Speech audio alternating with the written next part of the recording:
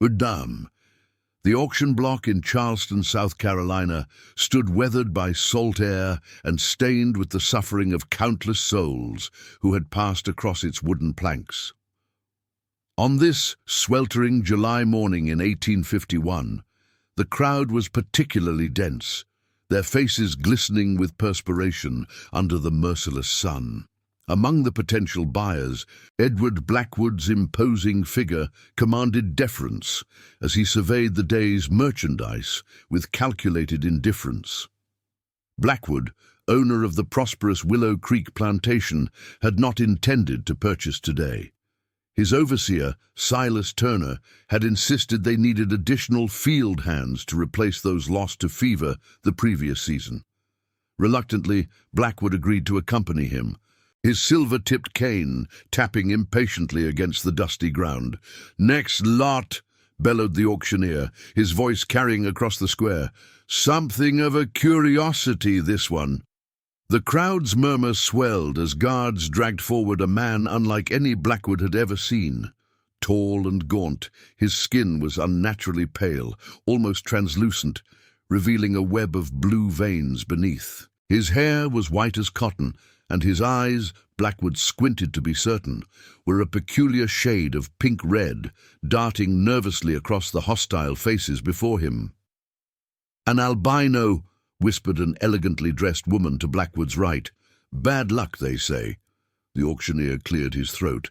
"This male answers to Solomon, age approximately 25, strong-backed despite his, unusual appearance. Previous owner reports him literate, though we can't confirm such claims." Laughter rippled through the crowd, accompanied by derisive comments. "Who wants a ghost in their fields? Scare the other slaves to death, probably blind as a bat in the sun." Turner leaned toward Blackwood. "Not worth the trouble, sir. Peculiar ones always cause problems." Blackwood nodded in agreement. But something about the man's dignified bearing, despite his obvious distress, caught his attention. Solomon stood straighter than the others, his jaw set in defiance, though his shackled hands trembled slightly. "Starting bid at $200, called the auctioneer, significantly lower than the previous lots. When no hands raised, he frowned. "Come now, gentlemen, $150 then? He's young and strong, despite his colouring." Silence hung heavy in the humid air. The auctioneer's frustration was evident as he lowered the price further. $100. Surely someone can find use for an extra pair of hands. From the back of the crowd, a voice called out, "I'll give you 75, not a penny more. My children could use something to frighten them into behaving." More laughter followed. Solomon's expression remained stoic, but Blackwood detected the slight flinch at the cruel joke. 75 going once, $100. The voice, clear and commanding, silenced the crowd. People parted to reveal Eleanor Blackwood, Edward's wife, approaching the auction block. Her emerald silk dress rustled as she moved with practiced grace, parasol tilted against the sun. Her presence at a slave auction was unusual enough to cause a stir. Her bid was unprecedented. "Madam," the auctioneer stammered, clearly uncomfortable. "Perhaps your husband—" "My husband manages our plantation's finances admirably," Eleanor interrupted, her southern accent more pronounced than usual. "But I manage the household. This man will serve under my direct supervision. $100. Edward stepped forward. "Eleanor, what are you—" She silenced him with a look that after 20 years of marriage he knew better than to challenge in public. Their private discussion would come later. 100 going once, twice, sold to Mrs. Blackwood of Willow Creek. Solomon's red eyes widened slightly, the only indication of his surprise as the transaction was completed. As the guards removed his shackles to replace them with rope bindings for transport, Eleanor approached him directly, another breach of custom that elicited shocked whispers. "Do you have a name besides Solomon?" she asked, her voice low enough that only he and those immediately nearby could hear. For a moment it seemed he wouldn't answer. Then, In a voice hoarse from disuse but surprisingly articulate, he replied, "Isaiah. My mother named me Isaiah." Eleanor nodded. "Isaiah, then. You'll ride in our carriage, not with the others. The sun seems to trouble your eyes." Turner protested immediately. "Mrs. Blackwood, that's highly irregular. He should walk with Mr. Turner." She cut him off. "His value to me depends on his not suffering sunburn or heat stroke before we reach home. I've made my decision." The journey to Willow Creek Plantation passed in tense silence. Isaiah sat across from the Blackwoods, his gaze fixed on his bound hands. Edward studied him with evident suspicion, while Eleanor maintained a serene expression that revealed nothing of her intentions. Willow Creek came into view as the carriage crested a hill, hundreds of acres of cotton fields stretching toward the horizon, dotted with the bent figures of enslaved workers. At the center stood the grand house, its white columns gleaming in the afternoon light, surrounded by carefully tended gardens and oak trees draped with Spanish moss. To many, it represented the height of southern prosperity. To Isaiah, it was merely another prison. As they approached the main house, Eleanor finally spoke. "Isaiah will assist Matthews in the library." Edward's patience had reached its limit. "Eleanor, enough of this foolishness. What possible use could this man have in our library? He belongs in the fields." "He's literate, Edward," she replied calmly. "According to whom? Some northerner who filled his head with dangerous ideas before selling him south. Besides, what need has a slave for reading?" Eleanor's blue eyes hardened.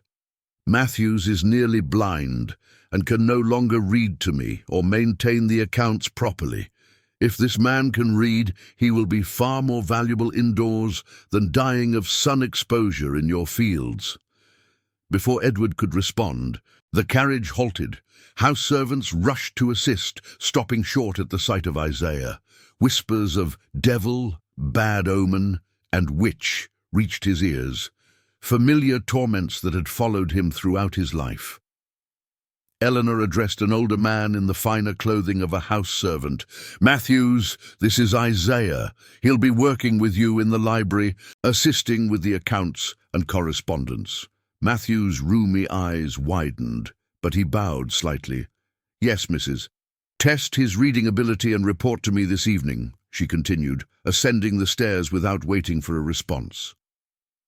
Edward lingered, his expression thunderous.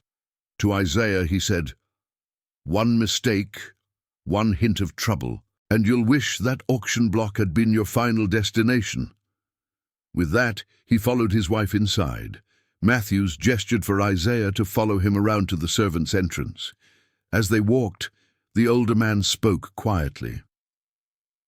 "Mrs. has her reasons for everything, though they ain't always clear to the rest of us. Whatever your story is, I suggest you keep it simple and your head down. The master's not the only danger here." Inside, Isaiah was led through the kitchen, where enslaved women paused in their work to stare. A young girl dropped a bowl, shattering the silence along with the pottery. "Forgive her," Matthew said to no one in particular. "She's never seen an albino before." "Devil's mark," hissed an older woman, making a sign to ward off evil. Matthews ignored her, leading Isaiah up a narrow staircase to a small room adjoining the library. "You'll sleep here, close enough for the missus to call on you, far enough from the others to avoid difficulties." The room was sparse but clean, a straw mattress, a wash basin, a single chair. Compared to the crowded slave quarters, it was luxury. Isaiah remained silent, wary of this unexpected turn. "Can you truly read?" Matthews asked, watching him carefully. Isaiah nodded once. "Prove it," the old man challenged, leading him into the library proper, a room lined with leather-bound volumes that spoke of Blackwood wealth and pretension to culture. Matthews selected a book and opened it to a random page. "Read." Isaiah hesitated, then began, It is a truth universally acknowledged that a single man in possession of a good fortune must be in want of a wife. Matthew's expression revealed nothing. He chose another book, more difficult, with smaller print. Again, Isaiah read flawlessly. "Where did you learn?" the old man finally asked. "My first mistress taught me when I was a child, before she died and her son sold me." Isaiah's voice was flat, devoid of emotion. Matthews nodded slowly. "That explains some things, not others." He replaced the books carefully. "Mrs. Eleanor was educated in Philadelphia before her marriage. Books are her refuge in this place. But that doesn't explain why she chose you specifically." Isaiah remained silent. He had learned long ago that questions led to trouble. "The Master will test you," Matthews continued. "Not just your reading, but your resolve. He believes educated slaves are dangerous slaves." "He's not wrong," Isaiah said before he could stop himself. Matthews's eyes narrowed, but a hint of a smile touched his lips. "Indeed, which is why you'll restrict your reading to what you're instructed to read, nothing more. The missus may have her reasons for bringing you here, but the Master has the power of life and death on this plantation. Remember that." As dusk fell, Eleanor summoned Isaiah to the library. She sat by the window, her figure silhouetted against the fading light. Without preamble, she said, "Matthews tells me you read exceptionally well." Isaiah stood with his eyes downcast. "Yes, ma'am.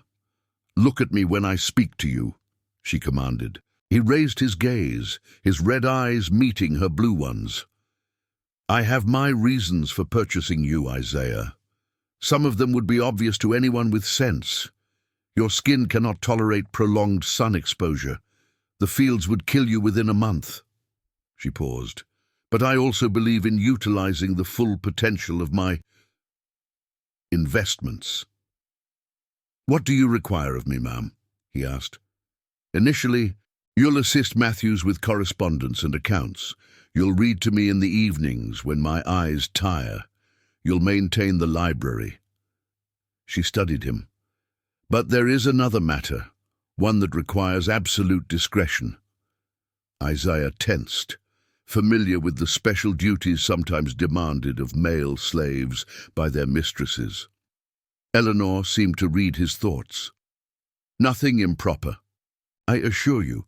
Rather, I have a project that requires literacy and intelligence. Matthews is loyal but too cautious. I need someone with more to gain and less to lose." "All slaves have everything to lose, ma'am." Her expression hardened. "Not all. Some have already lost everything except their lives.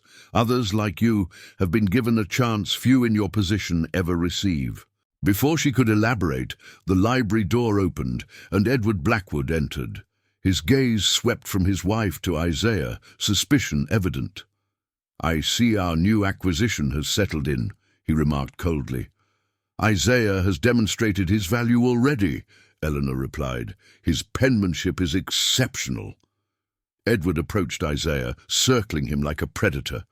"Tell me, boy, what did you read besides your former master's Bible? Abolitionist pamphlets, newspapers, letters that weren't your concern?" "Only what I was instructed to read, sir," Isaiah answered carefully. "And did those instructions include planning rebellion, escape, poisoning your master, perhaps?" "Edward," Eleanor interjected, "you're being ridiculous. If he harbored such intentions, he had ample opportunity with his previous owner." Edward ignored her. "We had a runner last month, Josiah. Perhaps you've heard whispers of him? He was caught, of course." A cruel smile twisted his lips. "The others watched what happened to him, a necessary lesson in consequences." Isaiah's face remained impassive, but his hands trembled slightly. "You'll join the field hands for Josiah's punishment tomorrow," Edward continued. "All slaves attend these lessons, even those who sleep in the big house." "He cannot be exposed to direct sunlight for prolonged periods," Eleanor objected. "Then he can wear a hat," Edward snapped. "No exceptions, Eleanor, not even for your project." After he left, silence hung heavy in the library. Finally, Eleanor spoke. "My husband believes fear maintains order. I believe there are more effective methods of ensuring loyalty." She rose gracefully. "Rest now. Tomorrow will test your strength in ways you cannot anticipate." Alone in his small room that night, Isaiah listened to the sounds of Willow Creek, cicadas in the trees, distant voices from the slave quarters, the occasional bark of hounds patrolling the perimeter. In the adjacent library, he could hear Edward and Eleanor's voices rising in argument, though the words were indistinct. Somewhere on this plantation was Josiah, awaiting a punishment designed to instill terror. Somewhere were others who might view Isaiah as either an omen or an opportunity. And in this house was Eleanor Blackwood, whose enigmatic intentions might prove salvation or a more elaborate trap. As exhaustion finally claimed him, Isaiah's last thought was that survival at Willow Creek would require more than literacy. It would demand a performance of deference while maintaining the inner fire that had kept him alive through 25 years of bondage, a fire that burned all the brighter for being hidden behind eyes the color of blood. Dawn broke over Willow Creek in streaks of crimson and gold, a beautiful prelude to the day's promised horror. Isaiah stood at his window, watching as slaves emerged from their quarters, herded by overseers toward the clearing where punishments were typically administered. Their faces were masks of resignation and dread, emotions Isaiah had worn himself on similar occasions at other plantations. A knock at his door announced Matthews, who entered carrying a wide-brimmed hat and a jar of white salve. "Mrs. Eleanor sent these," he explained. "The salve protects against sunburn. She uses it herself to preserve her complexion." Isaiah applied the cool cream to his exposed skin, the luxury of such consideration not lost on him. The hat, he noted, was of good quality, not the rough straw the field hands might use, but finer material with a black band, almost like something a free man might wear. "You understand what today is about?" Matthews asked, watching him. "Making an example," Isaiah replied. "Ensuring compliance through fear." Matthews nodded grimly. "Master Blackwood has an audience planned, overseers from neighboring plantations, even his banker from Charleston, a demonstration of his methods." "And Mrs. Eleanor? Will she attend?" "She never does. Retires to her room with headaches on these days." Matthews hesitated. "But she insisted you must go. Said avoiding it would only draw more attention to you." They walked together toward the clearing, a space between the main house and the slave quarters where a sturdy post had been erected. Already a crowd had gathered, slaves forming a wide circle, overseers interspersed among them to prevent any disruption. On a small, raised platform sat several white men in formal attire, Edward Blackwood at their center, conversing amiably as though awaiting a theatrical performance. Isaiah kept his head down as Matthews led him to stand with the other house servants, slightly apart from the field hands. He felt the stares, from slaves curious about this pale newcomer, from white observers intrigued by his unusual appearance. Whispers followed him, but he had learned long ago to appear deaf to such things. Silas Turner, the head overseer, approached the center of the clearing, dragging a man whose body bore evidence of previous beatings and days of confinement. This, then, was Josiah, once strong, but now diminished, his spirit seemingly broken before the public punishment had even begun. "Let this serve as a reminder," Edward Blackwood announced, rising from his chair. "Willow Creek provides well for those who serve faithfully, but those who betray that generosity, who forget their place and purpose, will face consequences." He gestured, and Turner forced Josiah to kneel before the post. Two other overseers secured his wrists with heavy chains. "This man," Blackwood continued, "abandoned his duties, stole provisions, and attempted to flee the protection and care of this plantation. Worse, he influenced others with dangerous ideas about a freedom he neither understands nor deserves. Isaiah watched the faces around him, the white observers nodding in solemn agreement, the enslaved showing carefully controlled expressions that revealed nothing of their true thoughts. This was the performance within the performance. Slaves knew better than to display sympathy or horror, lest they be next. 30 lashes, Blackwood pronounced, to be administered now, followed by 3 days in the hotbox, after which, if he shows proper contrition, he may return to his duties with appropriate restrictions. Isaiah had witnessed and experienced whippings before, but what followed exceeded even his darkest memories. Turner removed his coat and rolled up his sleeves with the deliberate movements of a man who took pride in his expertise. The whip he selected was not the standard overseer's tool, but something more vicious, with multiple tails, each tipped with metal. The first stroke tore through the air with a distinctive whistle before connecting with Josiah's back. The man's body convulsed, but remarkably he made no sound. The second stroke crossed the first, drawing blood that would flow freely for the remainder of the ordeal. By the 10th stroke, Josiah's silence had become unnerving. The white observers shifted uncomfortably, while Blackwood's expression darkened. A silent victim offered less spectacle, diminished the lesson's impact.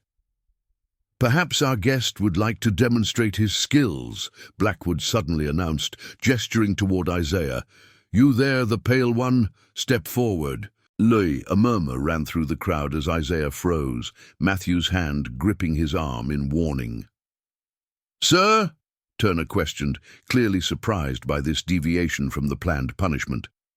"I said bring him forward," Blackwood repeated. "Let's see what he's made of." Isaiah had no choice.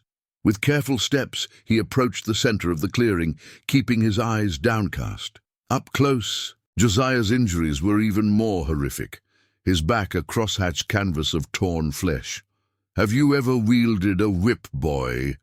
Blackwood asked, descending from the platform to circle Isaiah as he had in the library. "No, sir," Isaiah answered truthfully. Blackwood smiled thinly. "A new experience, then. Take it." Turner reluctantly offered the bloody whip.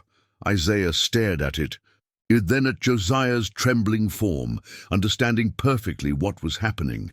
This was his test, to prove his submission by participating in another's torment, to become complicit. "I don't believe I would be effective, sir," Isaiah said carefully.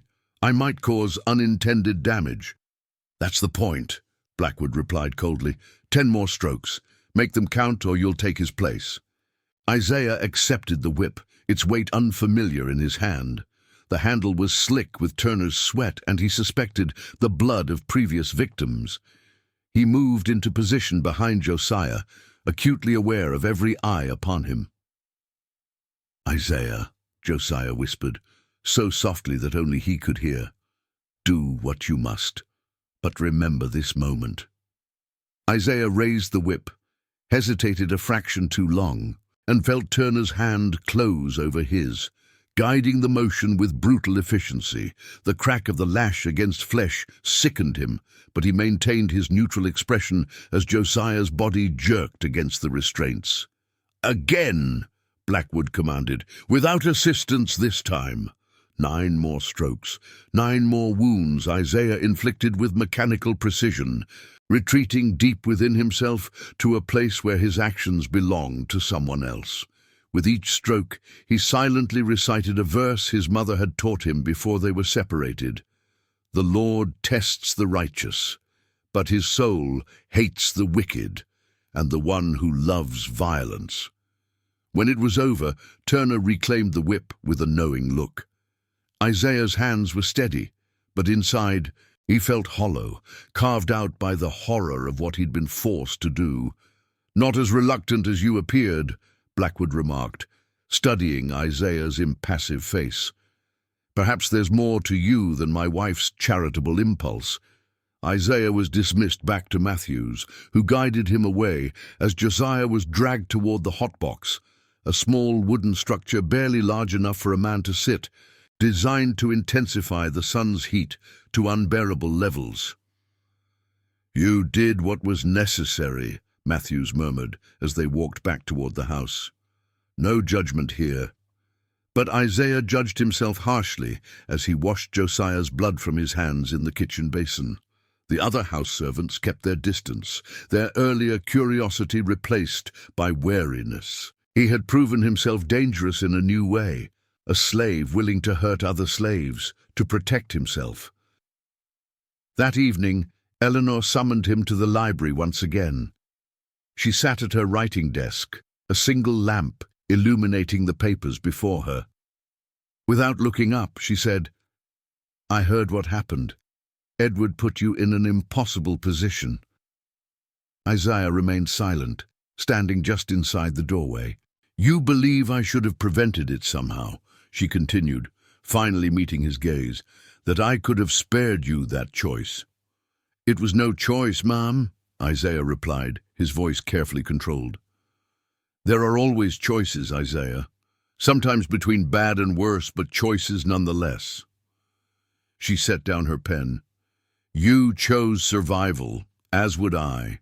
She gestured for him to sit in the chair opposite her desk, another unusual liberty that emphasized her unorthodox approach. "My husband believes he's broken something in you today," she said, "made you complicit and therefore controllable, stolen some part of your humanity." Isaiah's red eyes reflected the lamplight as he finally spoke the question that had haunted him since the auction. "Why did you buy me, ma'am? Truly?" Eleanor studied him for a long moment. "Because you were suffering, and I could prevent it. Because your skills are valuable. Because my husband's world is built on certain beliefs about people like you, and your very existence challenges those beliefs." She paused. "And because I need your help with a matter requiring both discretion and literacy." She unlocked a drawer in her desk and removed a small leather-bound book. "This is my journal. Within it are names, dates, and locations, a record of certain activities I've been involved with for the past 3 years. Isaiah stared at the journal, understanding dawning slowly. "The Underground Railroad," he whispered. Eleanor neither confirmed nor denied his suspicion. "Matthews has assisted me, but his age and position limit his effectiveness. I need someone who can move between worlds, someone whose appearance makes him both visible and invisible in different contexts." "Someone expendable," Isaiah added. Her expression hardened. "Someone with more reason than most to take risks for freedom, others and eventually his own." She held out the journal. "Read this tonight. Memorize what you can, then return it before dawn. If you decide my project is too dangerous, we'll never speak of it again. You'll continue as Matthews's assistant, nothing more." Isaiah accepted the journal, its weight seeming far greater than its physical size. "And if I agree, then tomorrow night you'll accompany me to deliver medicine to Josiah in the hotbox, medicine that will help him survive his punishment. A small act of resistance, but a beginning." Back in his room, Isaiah opened the journal with trembling hands. Inside, written in Eleanor's precise handwriting, was indeed a record of small rebellions. Medicine provided to ill slaves when Blackwood had forbidden treatment, extra food distributed during winter shortages, and eventually assistance to those attempting escape. Most surprising were the detailed maps of patrol routes, schedules of slave catchers' movements, and correspondence with abolitionists in Charleston, Georgia, and further north. Eleanor Blackwood, wife of one of the region's most notorious slave owners, was systematically undermining the institution that provided her privileged existence. As the night deepened, Isaiah read accounts of successful escapes, men, women, and children Eleanor had helped spirit away from neighboring plantations. Never from Willow Creek itself, he noted. That would have raised suspicions immediately. Instead, she worked through a network of trusted contacts, providing information and occasionally shelter in an unused storage cellar beneath the Blackwood gardener's cottage. The risk she took was enormous. Discovery would mean not only social ruin, but likely prosecution, possibly even death in the current political climate, where southern states were tightening laws against anyone assisting escaped slaves. Yet more disturbing to Isaiah was her apparent ability to maintain two separate lives: the obedient plantation mistress who presided over elaborate dinners for her husband's business associates, and the covert abolitionist who violated both law and social convention to help those same men's property escape. By dawn, he had memorized the key information and returned the journal as instructed. He found Eleanor in the garden, ostensibly inspecting the season's first roses. "Your decision?" she asked without preamble. "Why should I trust you?" he countered, taking a significant risk in questioning her directly. "You live in comfort built on suffering. Your husband tortures men while you drink tea." Something like respect flickered in her eyes. "I was raised in a Quaker household in Philadelphia, taught that slavery was an abomination before God. Then I married Edward Blackwood, a business arrangement between families, not a love match. I arrived here at 18, idealistic and horrified by what I found." She touched a rose gently. "I had choices then: conform, rebel openly and be destroyed, or find a third path. And those who suffer while you find your path would suffer more without what little help I can provide," she replied sharply. "I cannot dismantle this system alone, Isaiah, but I can create cracks in its foundation, small ones that may eventually bring it down." Isaiah considered her words. "You speak of freedom for others. What of your own slaves? What of me?" "In time," she promised. "Each escape must be carefully planned, the timing perfect. Suspicion must never fall on this house." She paused. "But yes, if you help me, your freedom will come. I give you my word." Words were cheap, Isaiah knew. Yet something in her steady gaze convinced him she was, at minimum, sincere in her beliefs, whatever her true motives might be. "I'll help you," he finally said, "beginning with Josiah."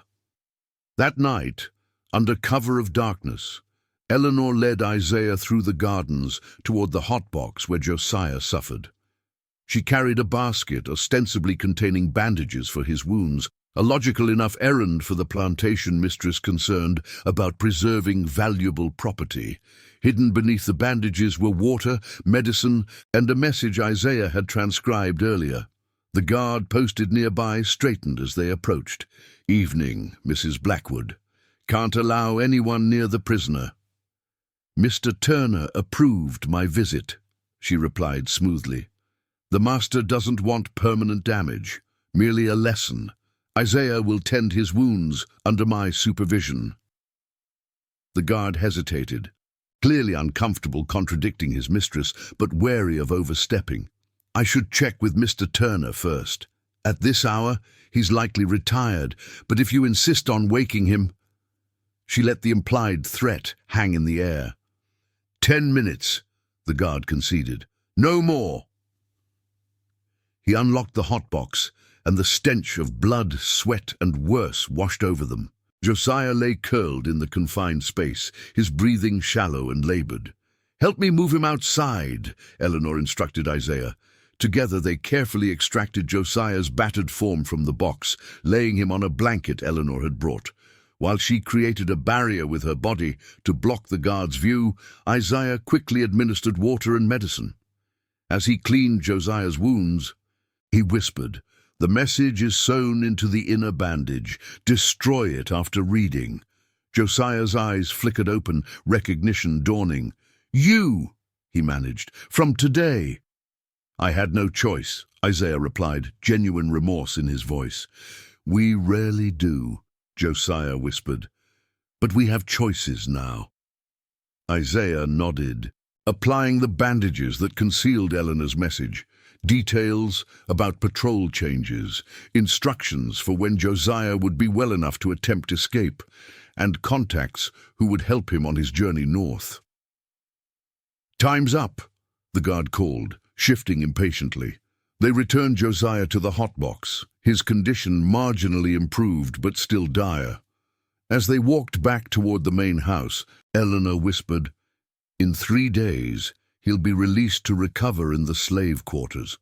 A week after that, if all goes according to plan, he'll be on his way to Pennsylvania."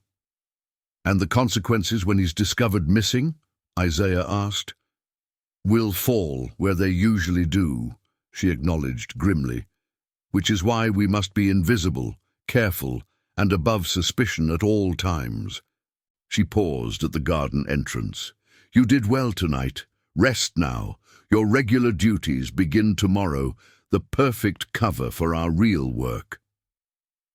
In the days that followed, Isaiah settled into a routine at Willow Creek.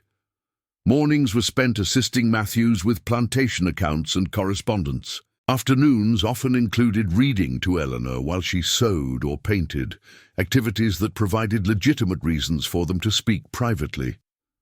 Evenings were his own, though he used much of that time studying maps and memorizing the coded communications Eleanor received from her abolitionist contacts.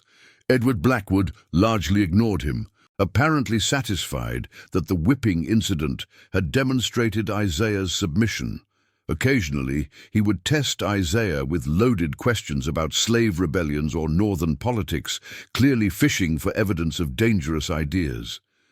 Isaiah navigated these conversations carefully, presenting himself as ignorant of anything beyond plantation matters. Among the other slaves, his reception remained mixed.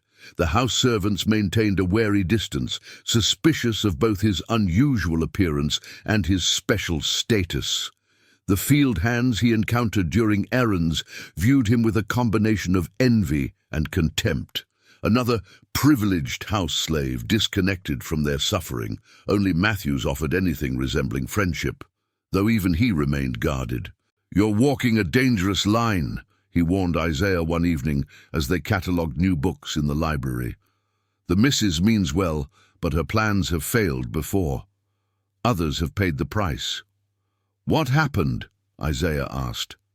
Matthews glanced toward the door before answering in a near whisper. 3 years ago, a young woman, Marie, helped coordinate an escape. Something went wrong. Marie disappeared one night. The official story was that she ran away, but... He shook his head. "The master has his methods. Some say he discovered her involvement. Others say she was sold farther south, where conditions are worse. Either way, she vanished." Isaiah absorbed this information soberly. "And the missus?" "Took to her bed for weeks. Claimed illness." Matthews shelved the final book. "Just be careful. The master sees more than he lets on." A week after their nighttime visit to the hotbox, Josiah disappeared from the slave quarters. The plantation erupted in controlled chaos. Hounds baying, overseers mounted on horseback, fieldwork suspended as Blackwood organized search parties to comb the surrounding countryside. Isaiah maintained his routine, showing appropriate concern but no particular interest when the topic arose. Eleanor did the same, expressing disappointment in Josiah's ingratitude when her husband raged about the escape. 3 days of searching yielded nothing. Blackwood's fury manifested in increased security, reduced rations for all slaves, and collective punishment. An hour of standing in the sun after daily work before anyone could return to their quarters. "He suspects someone helped Josiah," Eleanor told Isaiah during their afternoon reading session, her voice barely audible. "We must be exceptionally careful now." "Matthews mentioned Marie," Isaiah said carefully, watching Eleanor's reaction. Her face paled slightly. "Matthews talks too much." "If I'm risking my life, I deserve to know the full history of what I've joined," Isaiah pressed. Eleanor set down her embroidery.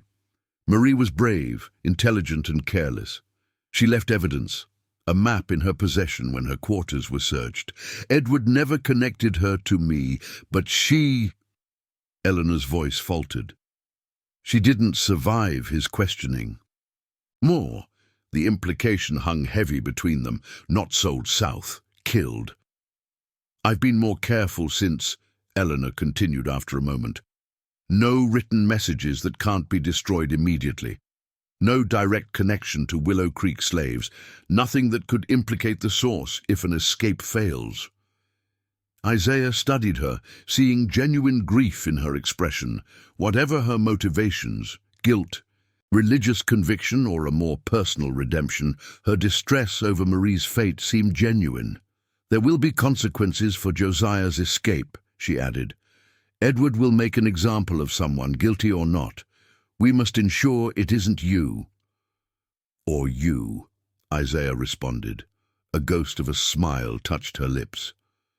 My position offers some protection, though not as much as you might think. A wife is ultimately her husband's property too, merely with better accommodations. That night, unable to sleep, Isaiah stood at his window gazing across the moonlit plantation. Somewhere, Josiah was making his way north, carrying the scars Isaiah had helped inflict.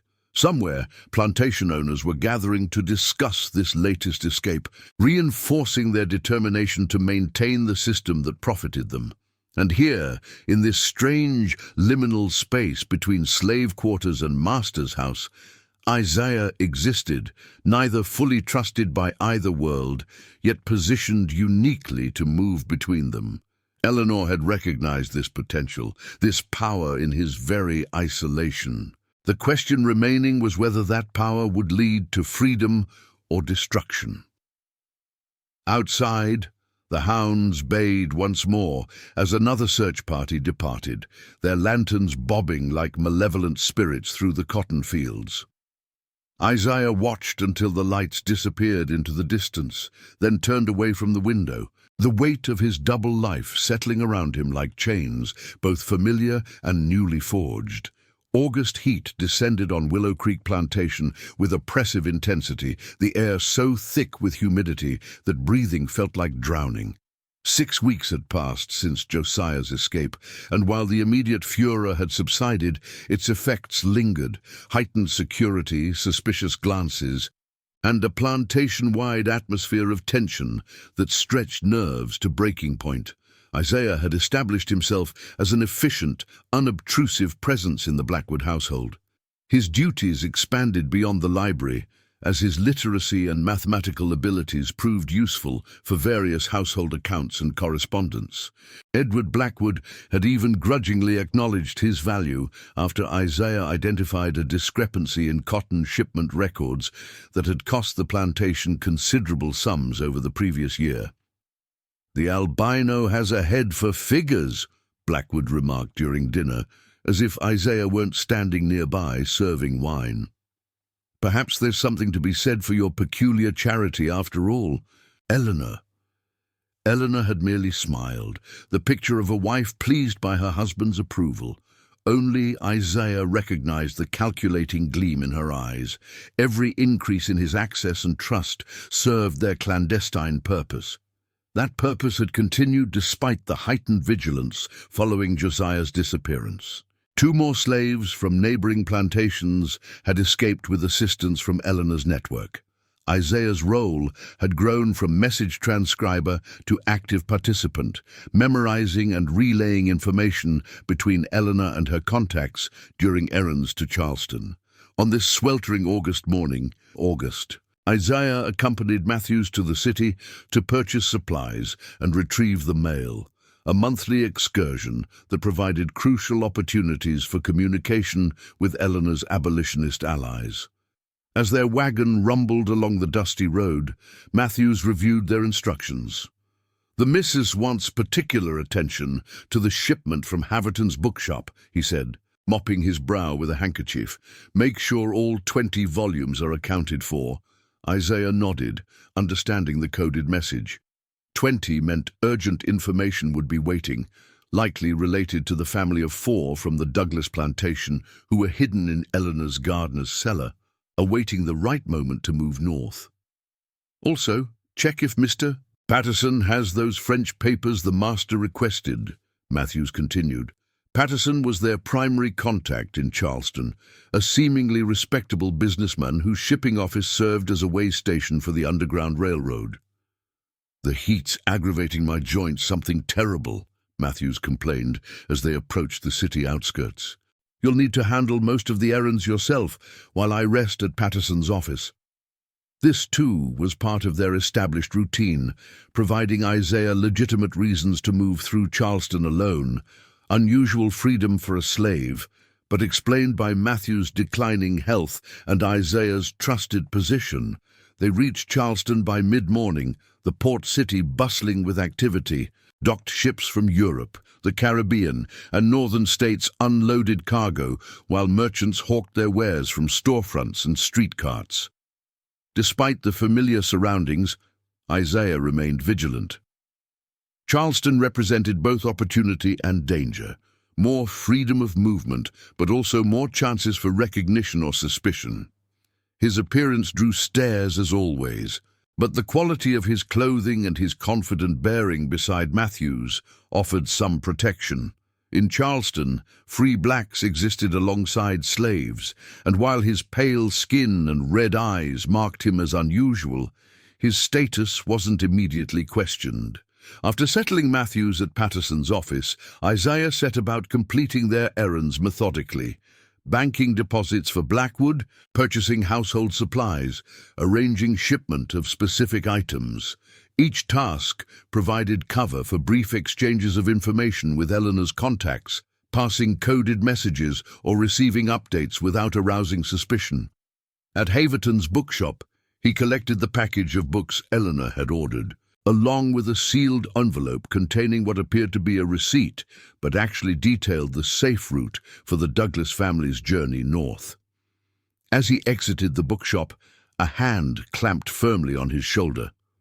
Isaiah froze, his heart racing as he turned to face a man he'd never seen before, tall, well-dressed, with the unmistakable bearing of authority.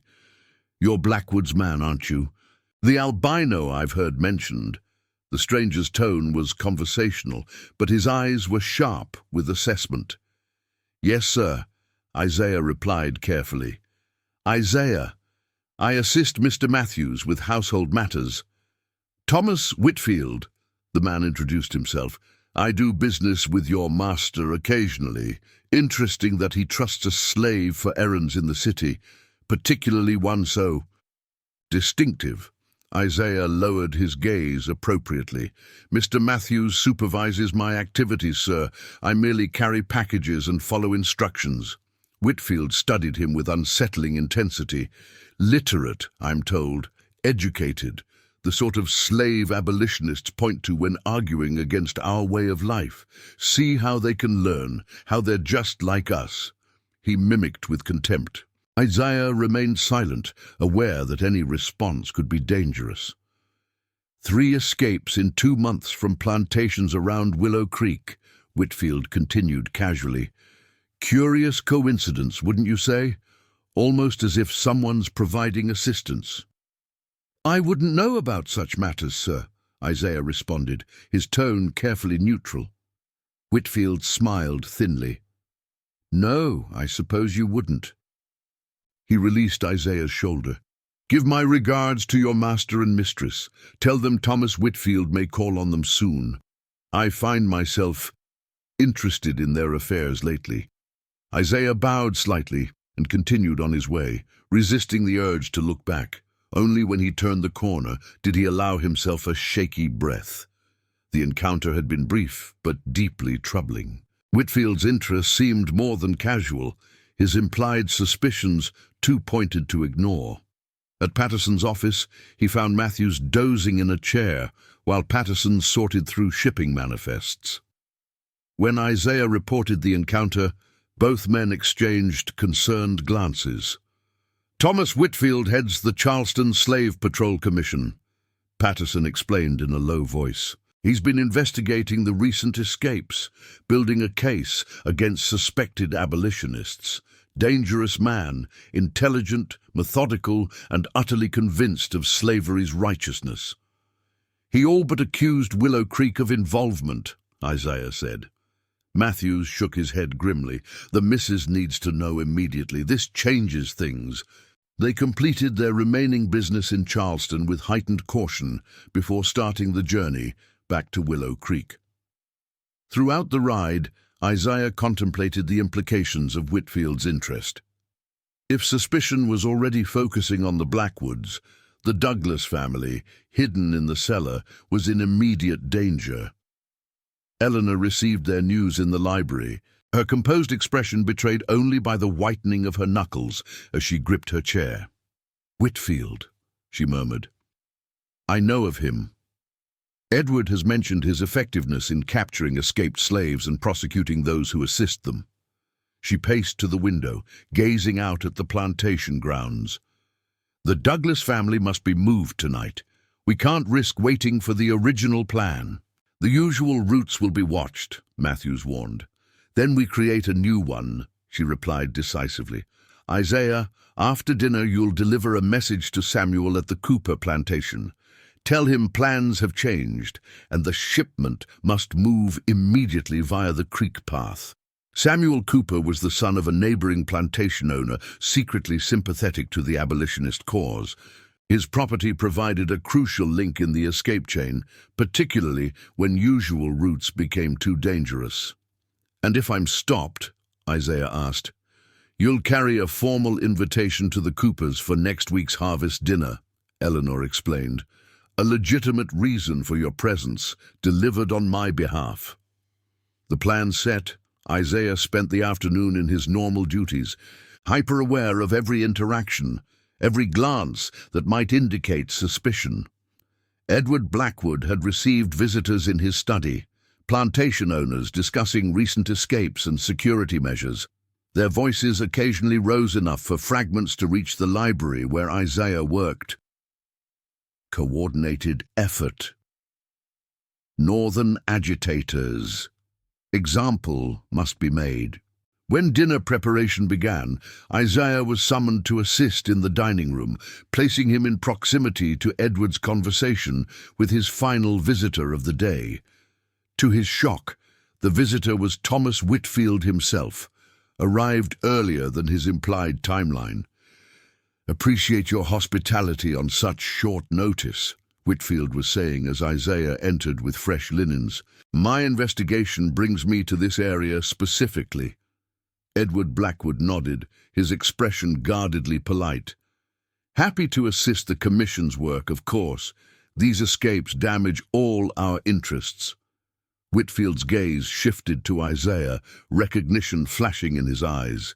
"Ah, your unusual servant. We met briefly in Charleston today." Blackwood frowned slightly. "Isaiah serves primarily in the house. Matthews supervises his errands carefully." "Of course." Whitfield smiled without warmth. Remarkable how quickly rumors spread among slaves, information passing plantation to plantation despite our best efforts to prevent communication. "My people are well disciplined," Blackwood replied stiffly. "Eleanor runs a tight household, and Turner ensures field discipline is maintained." "I'm sure." Whitfield accepted a glass of bourbon.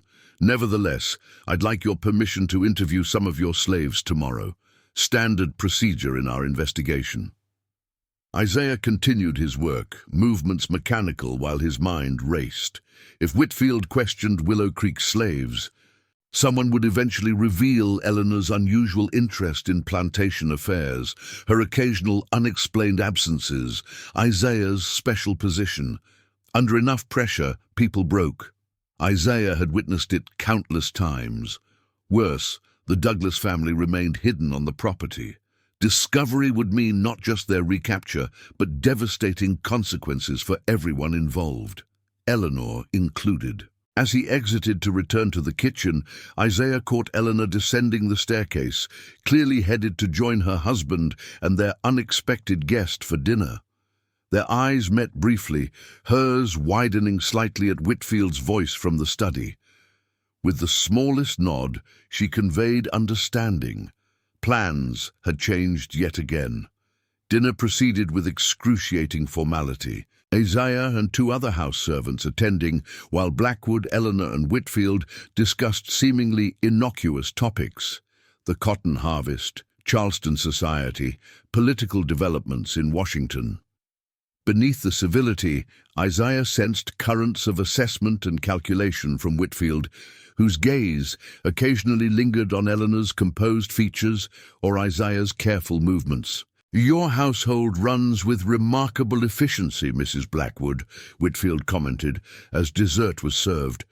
"Particularly impressive given your Philadelphia background. I understand northern sensibilities often struggle with the practical realities of plantation management." Eleanor smiled graciously. "My upbringing taught me the importance of order and discipline, Mr. Whitfield. Different context, similar principles." "Indeed." He sipped his wine.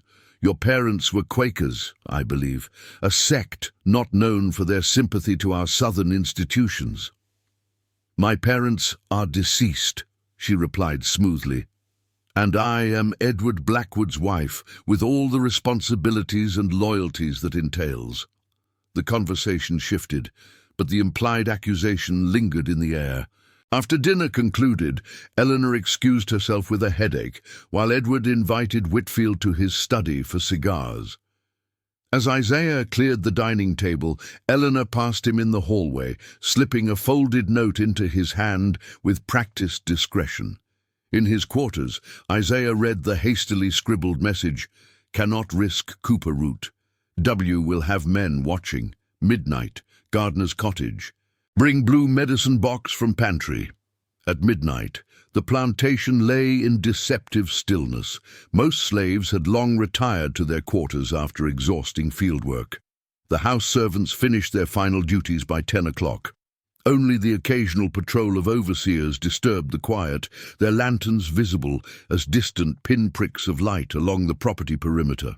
Isaiah moved silently through the darkened house, the medicine box secured beneath his jacket. Years of navigating various plantations after curfew had taught him to step where floorboards wouldn't creak, to blend with shadows, to move with purpose but not haste when observed. Outside, the air remained thick with humidity, but a welcome cloud cover blocked the moon, providing additional concealment. Isaiah took an indirect route to the gardener's cottage, circumventing the areas where patrols were most likely. Eleanor waited inside the cottage, dressed in a simple dark dress rather than her usual finery, her hair covered with a plain scarf.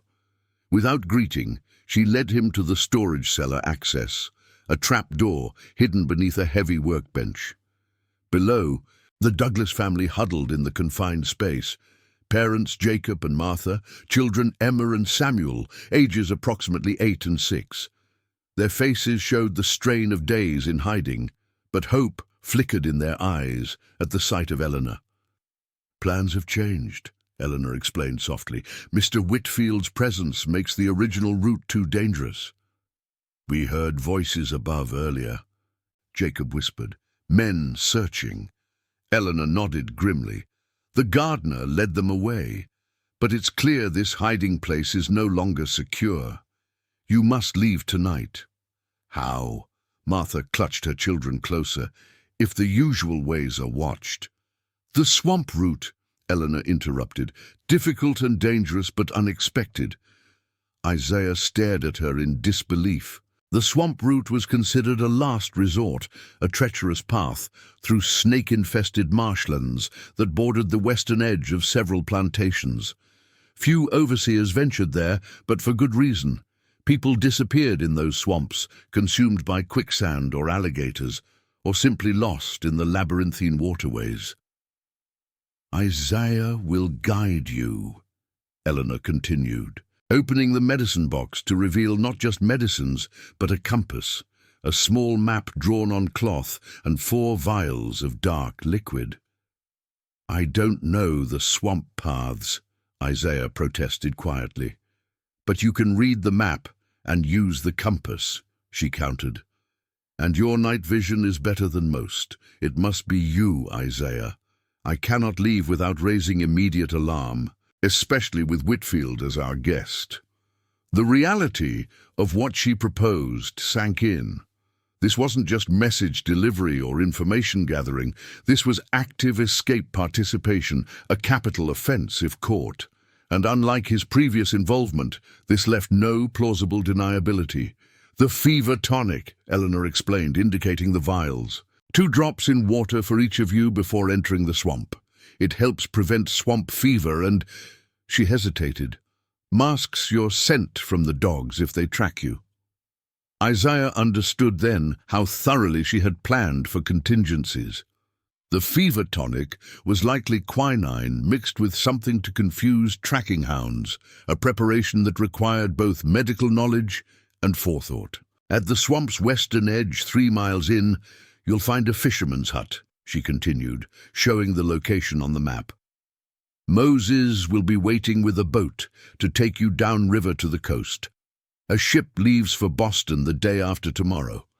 You'll be hidden aboard. The thoroughness of the escape network never ceased to amaze Isaiah. Dozens of people risking everything, coordinated across hundreds of miles, all to shepherd a single family to freedom. If we're caught, Jacob began. Say you acted alone, Eleanor instructed, that you stole food and found your own way. Under no circumstances mention Willow Creek or anyone here.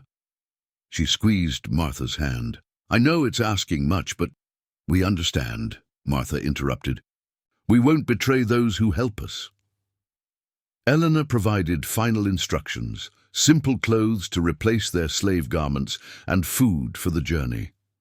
Within 20 minutes, they were ready to depart through the rarely used rear exit of the cellar, which opened into dense shrubbery behind the cottage.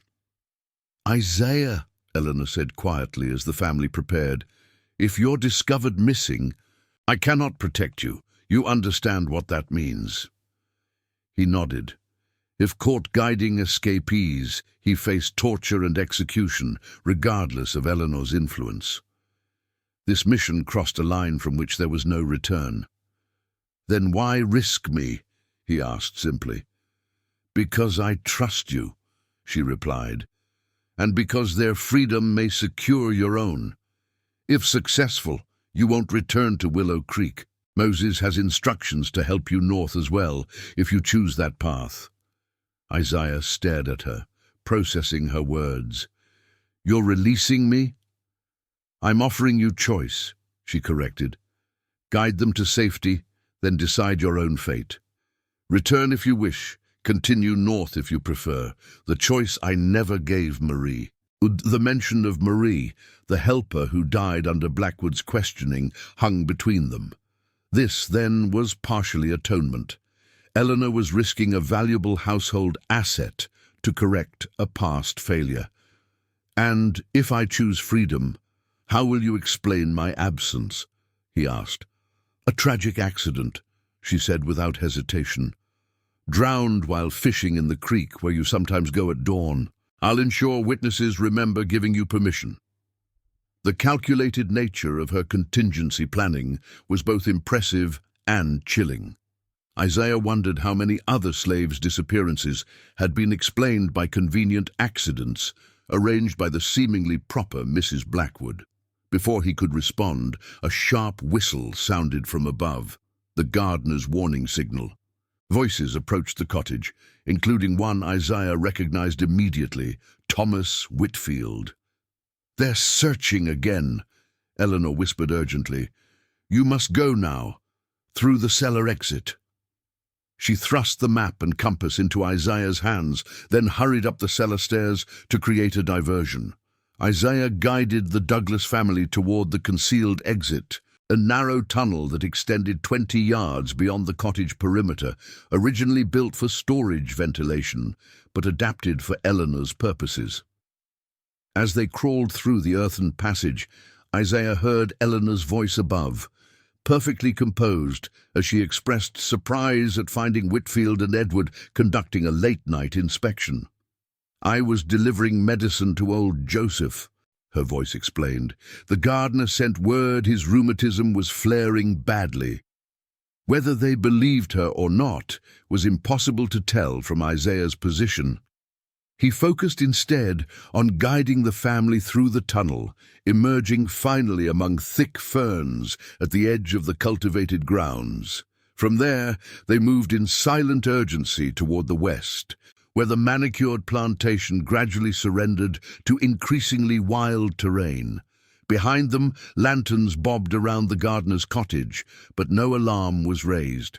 Either Eleanor had successfully diverted suspicion, or Whitfield was allowing them to move before closing his trap. The latter possibility haunted Isaiah as they reached the swamp's edge an hour later. The Douglas children had maintained remarkable silence throughout the journey, clearly understanding the stakes. Now, as the first thick-rooted cypress trees loomed before them, their eyes widened with understandable fear.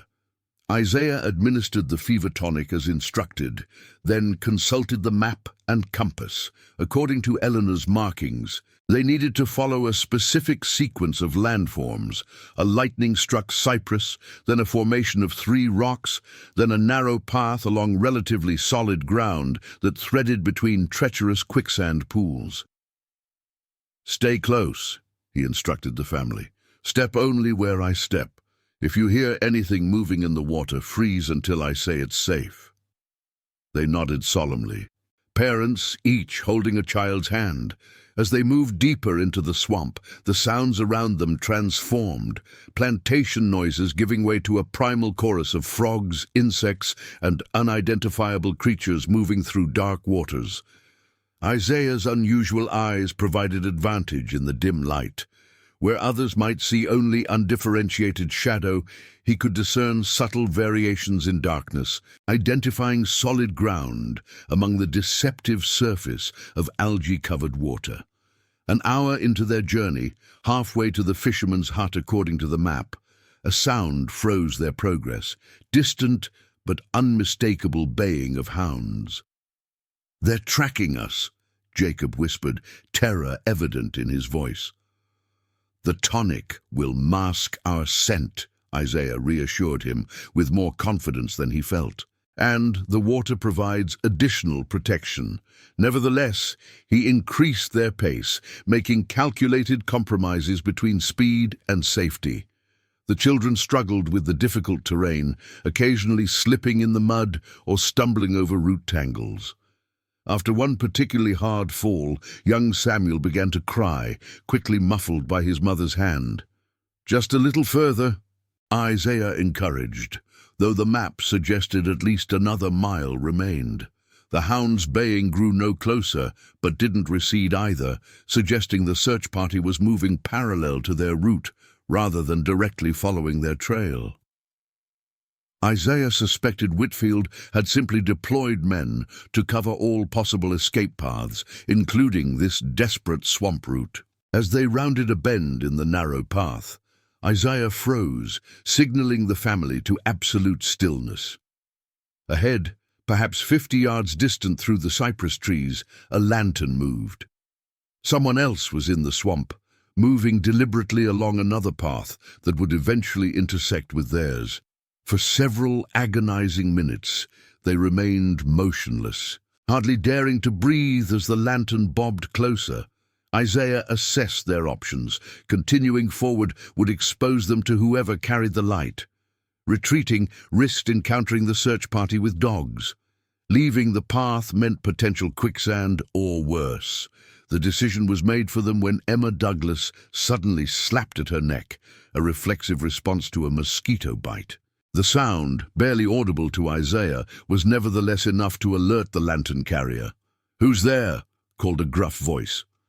The light swung in their direction. Isaiah pushed the family behind a massive cypress as the beam played across their previous position. His mind raced through their dwindling options. The searcher would find them momentarily. Even if they fled deeper into the swamp, the noise would draw attention, and the children couldn't move quickly enough through the treacherous terrain.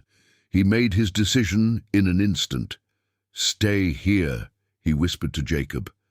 No matter what happens, wait until the light moves away, then continue following the map. 3 markers left, the split cypress, the white stone, then the fisherman's hut. Don't stop for anything. Before they could protest, Isaiah moved away from their hiding place, deliberately making noise as he splashed through shallow water in a direction opposite their intended path. "Over here!" the searcher shouted, swinging his lantern toward Isaiah's sounds and catching a glimpse of his distinctive pale form through the trees. "I see him!" Isaiah ran then, not along any path, but crashing through underbrush and wading across channels, creating as much disturbance as possible to draw pursuit away from the Douglas family. Behind him, he heard multiple voices now, the lantern joined by others as his diversion succeeded too well. A shot cracked through the night, the bullet splintering bark near his head. Isaiah dove into deeper water, swimming strongly away from the channels marked safe on the map. His only hope now was that the searchers wouldn't risk the treacherous depths of the swamp in darkness. "It's the Albino!" someone shouted. "Blackwood's house slave!" Another shot followed, this one striking water nearby. Isaiah submerged completely, swimming underwater as far as his lungs permitted, before surfacing silently beneath overhanging vegetation. From this concealed position, he watched lanterns congregate at the water's edge, voices arguing about how to proceed. "Fool probably drowned himself," one voice concluded. "Whitfield wants him alive if possible," another countered. "Says he's the key to the whole operation." "No man's going in that water at night," a third declared firmly. "Not with gators and snakes and quicksand. We'll search at first light if Blackwood wants, but the Albino's either dead or long gone by now." The voices continued to debate, as Isaiah remained motionless in his hiding place. Eventually, most of the lanterns retreated, leaving 2 men to guard the water's edge in case he re-emerged. Their postures suggested limited enthusiasm for the assignment. Hours passed. Isaiah's limbs grew numb from cold and inactivity. Insects feasted on his exposed skin. Still, he endured, watching as one guard eventually dozed while the other maintained desultory vigilance. Near dawn, he finally moved, swimming silently away from his hiding place, following the swamp's natural channels toward the west, where he hoped the Douglas family had reached Moses in safety. His movements were hampered by exhaustion and the effects of hours in cold water, but survival instinct drove him forward. As pale light filtered through the cypress canopy, Isaiah finally reached more solid ground. Pulling himself onto the bank, he tried to orient himself using landmarks and the rising sun. If his calculations were correct, the fisherman's hut lay less than half a mile northwest. He approached cautiously, aware that it might now be watched. The small structure appeared deserted, no smoke from its chimney, no boat visible at the crude dock. Either Moses had already departed with the Douglas family, or the plan had failed entirely. As Isaiah debated his next move, a soft whistle sounded from nearby undergrowth. He tensed, ready to flee, when a familiar voice called softly, "Isaiah? Isaiah of Willow Creek?" An elderly black man emerged partially from concealment, beckoning urgently. "I'm Moses. Quickly now, they're still searching." Isaiah followed him not to the hut, but to a hidden inlet where a small boat lay camouflaged with branches. "The family?" he asked hoarsely, his voice rough from swamp water and night air. "Safe," Moses confirmed, "reached me before midnight, already downriver toward the coast." He studied Isaiah's bedraggled condition. "You led them pursuit, didn't you? Brave, but foolish. Whitfield's men are combing every inch between here and the plantations. Then we should move quickly," Isaiah urged. Moses shook his head. "Not yet. Too many patrols on the river now. We wait until dark." He indicated a concealed shelter dug into the riverbank, invisible unless one knew precisely where to look. "You can rest there meanwhile. You look half dead, son." Inside the crude earthen bunker, Isaiah found basic provisions: water, dried meat, blankets, evidence of how frequently this escape route was used. As he drank deeply from a water flask, Moses explained the situation. "Whitfield arrived with a purpose," the old man said grimly.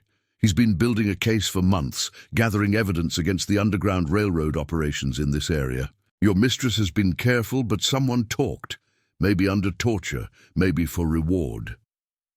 "What happens now?" Isaiah asked, though he suspected the answer. "For the Douglas family, if all goes well, a ship to Boston tomorrow night, then assistance to Canada where they'll be truly free."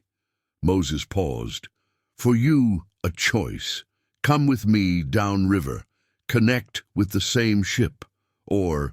He left the alternative unspoken, returned to Willow Creek, to Eleanor's protection such as it was, to the life of relative privilege compared to field slaves, but bondage nonetheless, to likely interrogation by Whitfield, possible torture, probable death if they extracted what he knew about Eleanor's activities. The choice was no choice at all. "When do we leave?" Isaiah asked. Moses nodded approvingly. "Sunset, rest now. The journey ahead is long, and freedom isn't just a destination. It's a road filled with dangers all its own." As exhaustion claimed him, Isaiah's last conscious thoughts were of Eleanor Blackwood, her contradictions, her courage, her calculation. He wondered if she would mourn his drowning, or simply note it as an acceptable loss in her personal war against the institution that provided her wealth and position. Perhaps both. In her own way, she fought for a principle larger than herself, though her methods reflected the very system she opposed. And perhaps that was the deeper truth he had learned at Willow Creek, that corruption touched everyone within slavery's reach, even those who fought against it. Freedom meant escaping not just physical chains, but the moral compromises, bondage, forced upon enslaved and enslavers alike. With that realization, Isaiah surrendered to sleep beneath soil that belonged to no plantation. Dreaming of northern cities he had only heard described, where his unusual appearance might mark him as strange, but never again as property.